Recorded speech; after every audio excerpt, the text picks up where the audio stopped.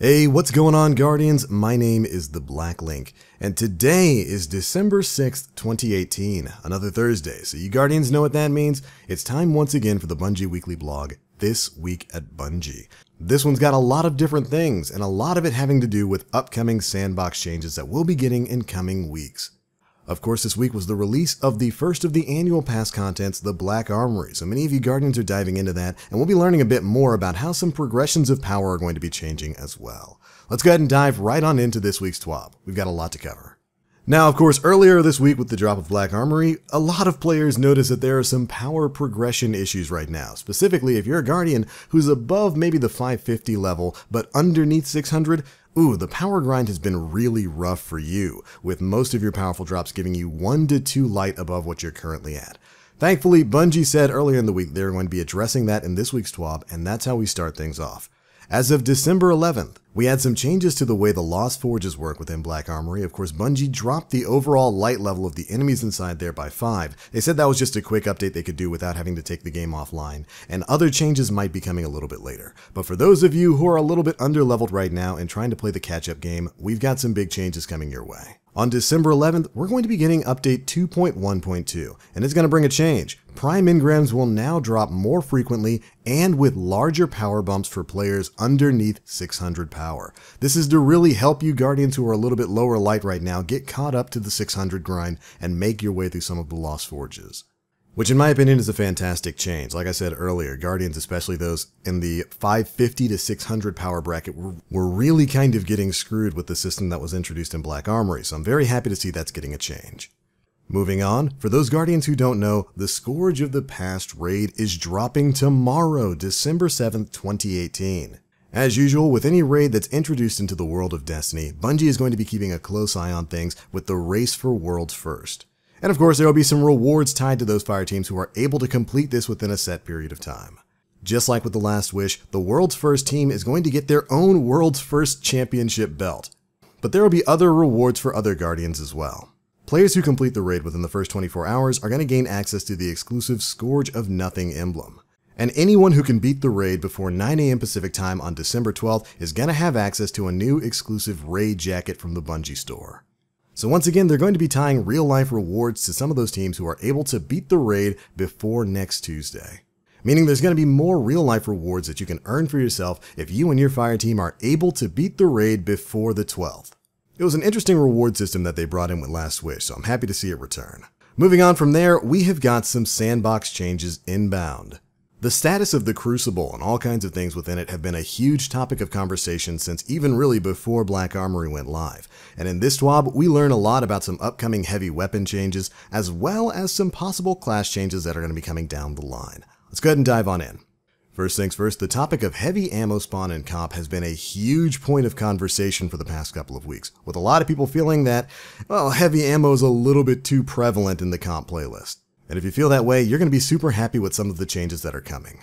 Power ammo spawns for the competitive playlist game modes like Control, Clash, and Survival, as well as the rotating playlists like Showdown and Rumble, have been changed to see an increase in the time between each heavy ammo spawn.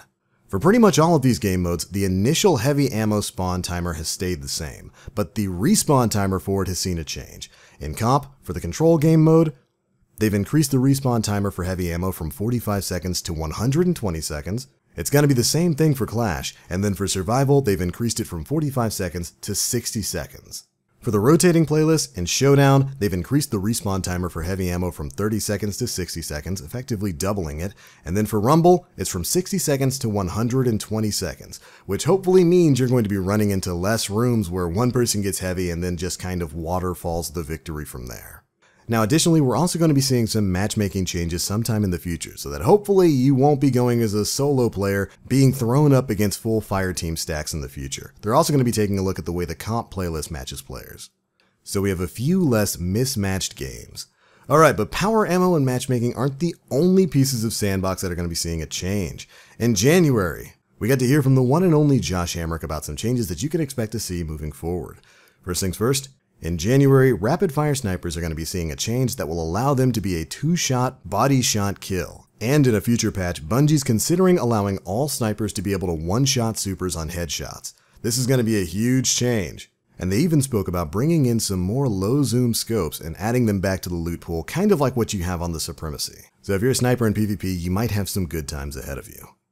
Unfortunately, there are also no current plans to alter Sniper Flinch anytime soon. So you'll have to contend with that. They talked a bit about Nova Warp and how it might be a little bit too strong right now and will be seeing some sort of tuning in the future. And that any changes they make to it are currently slated to land with a patch coming in late January. But that's not the only super they talked about. Spectral Blades, of course, saw a buff in recent weeks. And that buff has made the hit detection way more consistent. And so Bungie is currently looking into ways that they can make Sentinel and other melee classes feel just as consistent as Spectral Blades should feel right now. So Shield Bros, don't worry, hopefully a buff is coming for you guys soon. Additionally, they're looking at buffing some of the pre-Forsaken subclasses that don't really see too much usage right now. They spoke a bit about some of those Year 1 subclasses feeling a little underpowered next to the ones we got in Forsaken, and hopefully those will be seeing a change soon. Now, let's talk a little bit about some nerfs. First things first, some of the peak performing exotics right now are actually not going to be seeing a nerf. Stuff like the One-Eyed Mask and the Shards of Galanor are being left alone, though they are looking at what they can do with them in the future.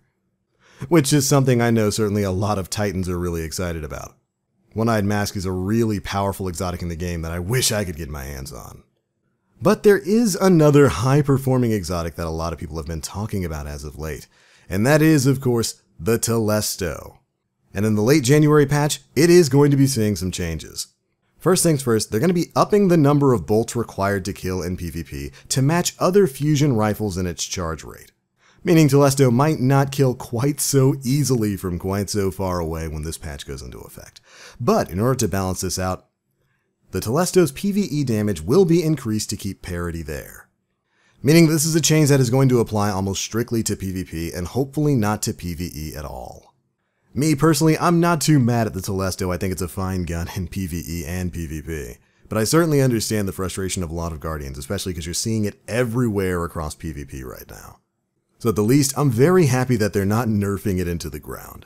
Now, in another nerf, Titan Skating is going to be addressed at a later time, though they do state that they're looking at making incremental changes here, so that they don't just destroy it outright.